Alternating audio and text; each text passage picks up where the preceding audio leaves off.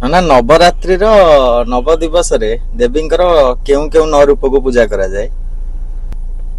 चंडी पुस्तक लिखित अछि प्रथमं शैलपुत्री द्वितीय ब्रह्मचारिणी तृतीय चंद्रघंटेति कुष्मांडेति चतुर्थकम पंचमं स्कंदमातेति षष्ठम कात्यायनेति च सप्तमं कालरात्रीति महागौरीति चाष्टमं नवमं सिद्धिदात्री च नवदुर्गा प्रकृतिता। प्रथम दिवस रे मातांकर नाम शैलपुत्री, द्वितीय दिवस रे ब्रह्मचारिणी,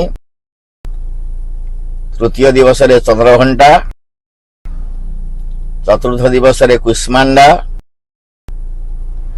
पंचम दिवस रे स्कंदमाता, षष्ठ दिवस रे कात्यायनी, सप्तम दिवस रे कालरात्रि, अष्टम दिवस रे महागौरी, नवम दिवस रे मातांकर नाम सिद्धिदात्री।